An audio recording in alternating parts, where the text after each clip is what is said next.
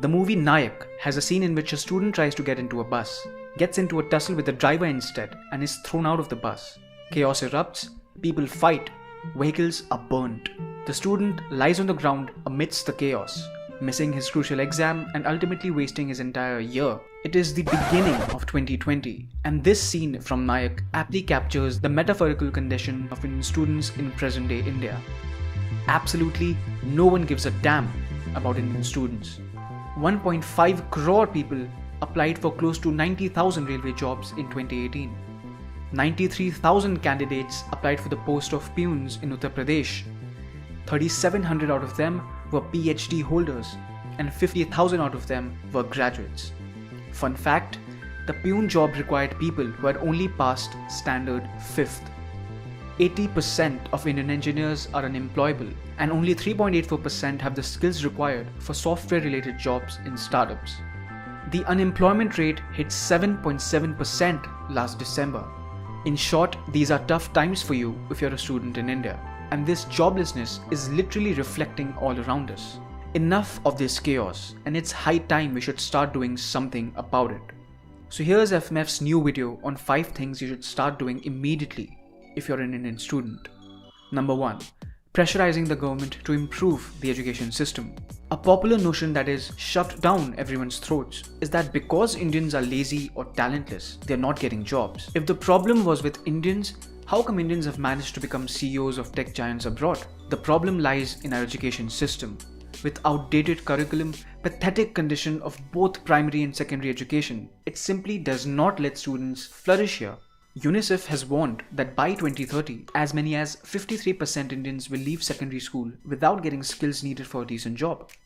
Lack of good and interested teachers is another huge problem. India's student-teacher ratio is only 24:1, which is the lowest among compared countries like Brazil and China. While the number of students enrolling is increasing, the number of teachers is actually declining.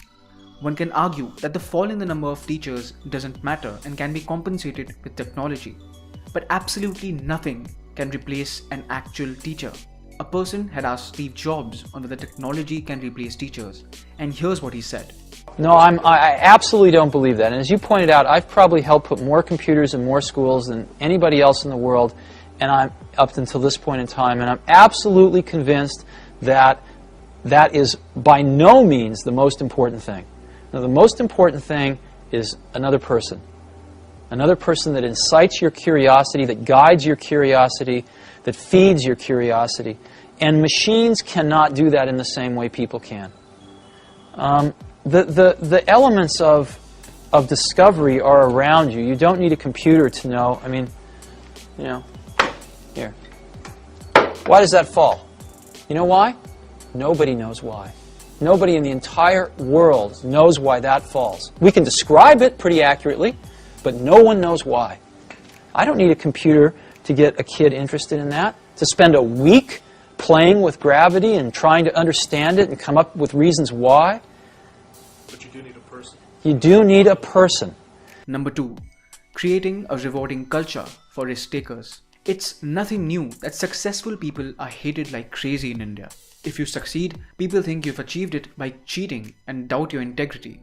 You will be discouraged if you even attempt to do something good, and your journey will be doubted if you get success. This is where America is ahead of the rest of the world. It has a rewarding environment for risk takers and entrepreneurs.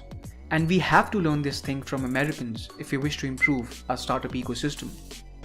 And the United States is also a great melting pot of different cultures and ideas and thoughts, and it's a country which tends to encourage success, where you sort of see someone that did extremely well, and generally the reaction in the United States is good for that person. In most countries, it may shock people in the United States. In most countries, that's not the reaction. People tend to think, oh, that person did well because they screwed somebody else, or they try to rise beyond their station. That was really inappropriate of them to be so nouveau riche, to use a French word. Number 3. Enhance your skills.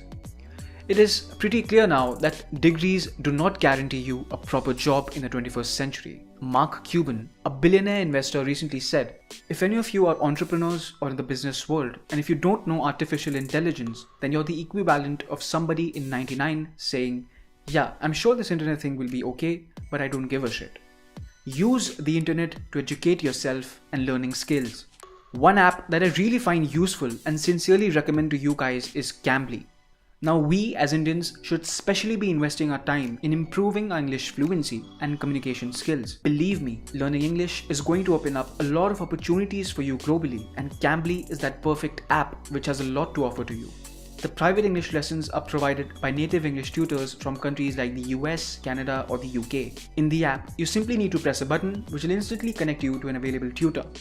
You can also choose a tutor among the ones who are online, and you can try as many tutors as you like. Hello. Oh my God, how are you? I'm good. How are you? I'm fine. So, which country are you from? So I am from the United States, but Oh, wow. I am living in Cambodia. Wow, I've never visited Cambodia, but I've heard about it.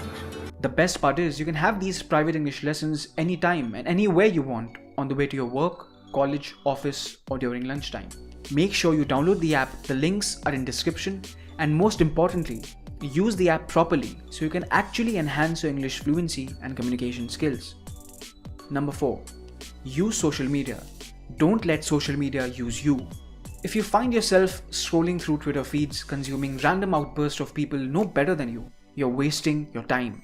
These twelebs or whoever you follow don't create anything, are equally jobless as you and sit on their couch scrolling through their feeds exactly like you. Stop getting involved in useless arguments on the internet. This point might seem unimportant to you, but considering how the youth has started to waste their precious time on these silly things, it's seriously getting out of hands. So use the internet and your time wisely. Number 5. Study Indian startups and Indian success stories. This is something very crucial that people often overlook. If you want to be an Indian entrepreneur or inventor, study homegrown startups, businesses and success stories. This is precisely why there's an FMF video on the amazing story of Mumbai's Dabbawalas. You see, if you're going to become an Indian entrepreneur, you're going to be solving Indian problems of Indian people in India. The obstacles you'll face will be different than what an American faces. Studying Apple or Google or SpaceX is fine, but ultimately you will be creating something in India. So study people who have succeeded in India before, and don't worry, FMF is going to help you with that.